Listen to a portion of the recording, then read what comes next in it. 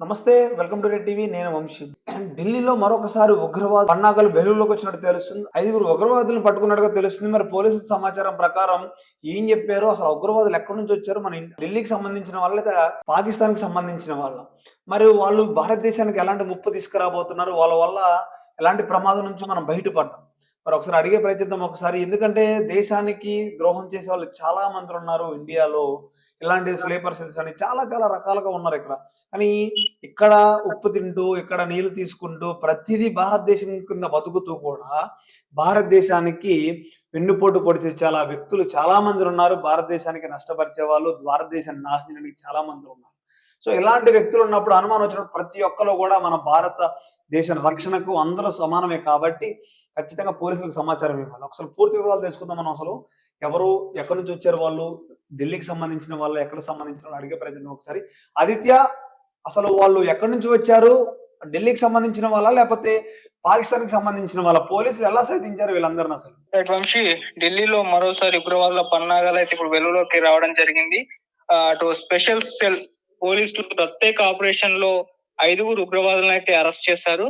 So వీరిపై ఇప్పుడు primary investigation లో పాకిస్తాన్ తో వీళ్ళకి సంబంధాలు ఉన్నట్లు కూడా పోలీసులు అయితే వాళ్ళ ఇన్వెస్టిగేషన్ లో తేలింది. వాళ్ళు వెల్లడించడం కూడా జరిగింది.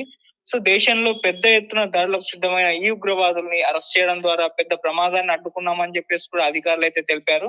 అయితే ఈ అరెస్ట్ అయిన ఉగ్రవాదులు ఎవరు, వీళ్ళ సంబంధించి ఇన్ఫర్మేషన్ ఏంటి అని చూస్తే, వీళ్ళలో అషర్ డానిష్ అని, సూఫియన్ అబూబకర్ ఖాన్, అఫ్తాబ్ అన్సారీ, హుజైఫా ఎమన్, కమరుద్దీన్ కురేషిగా వీళ్ళ పేర్లుగా అయితే గుర్తించడం జరిగింది.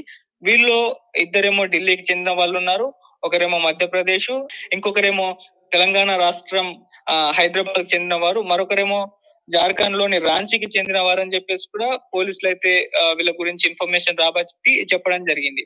అయితే పోలీసుల ఇన్వెస్టిగేషన్ ప్రకారం అయితే ఈ అరెస్ట్ అయిన ఉగ్రవాదులు పాకిస్తాన్ లోని మిలిటెంట్ గ్రూపులతో వీళ్ళకి సంబంధాలు కలిగి ఉన్నట్లు కూడా వాళ్ళ ఇన్వెస్టిగేషన్ లో తేలింది. అక్కడ నుంచి వీరికి ఆర్థిక సహాయం కావచ్చు, లేకుంటే శిక్షణ కావచ్చు, లేకుంటే మొత్తం సాంకేతిక మార్గదర్శకత్వం కావచ్చు, వీటన్ని కూడా వీళ్ళకి లభిస్తున్నట్లు కూడా పోలీసులు అయితే అనుమానిస్తున్నారు.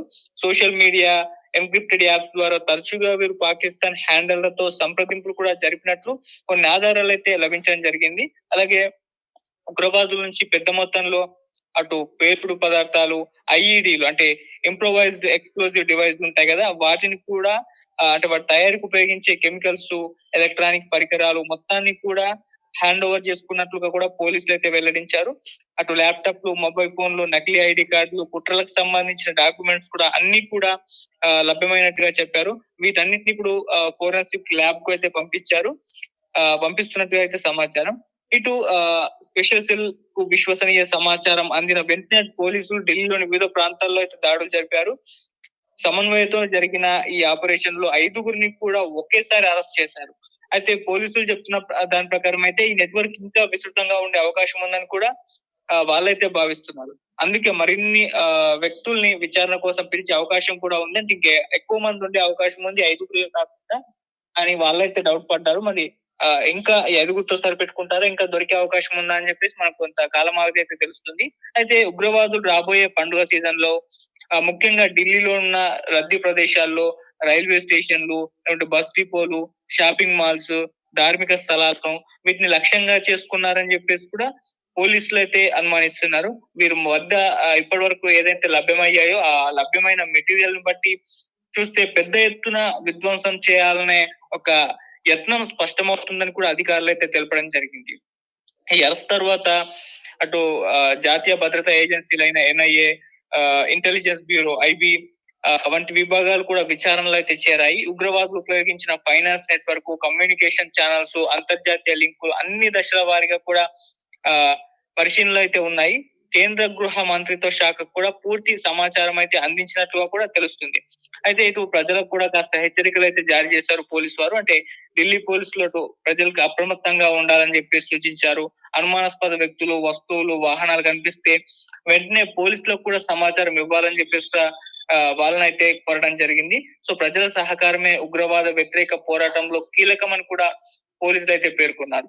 అలా అంటే పాకిస్తాన్ కి భారత్ కు మధ్య ఈ ఆపరేషన్ అంటే వాళ్ళు పహల్గామ్ లో అటాక్ తర్వాత జరిగిన పరిణామాలు మనం చూస్తూ వస్తున్నాం. సో ఆ నేపథ్యంలో ఉగ్రవాదుల పైన పోలీసులు అయితే కంప్లీట్ గా దృష్టి సారించారు. కొన్ని స్పెషల్ టీమ్స్ ఏర్పడి ఉగ్రవాదులు లేకుంటే వీళ్ళకు ఏజెంట్లుగా వర్క్ చేస్తున్న వాళ్ళు, భారత్ లోనే ఉంటున్న గూఢచారులందరినీ కూడా వీళ్ళపైన ఫోకస్ కంప్లైంట్ గా పెట్టేసి వాళ్ళని పట్టుకొని ఇన్వెస్టిగేషన్ చేయడం అయితే జరిగింది. కొంతమంది భారత్ కి చెందిన ఇన్ఫ్లుయెన్సర్స్, యూట్యూబర్స్ ఇలాంటి వాళ్ళ మీద కూడా అనుమానించి వాళ్ళని కూడా ఇన్వెస్టిగేషన్ చేసిన సందర్భాలు మనం ఆపరేషన్ సింధు టైంలో చూసాము. అంటే ఫుల్ ఫోకస్ పెరిగిపోయింది, ఎవరెవరు ఉన్నారు ఏంటి అని చెప్పేసి.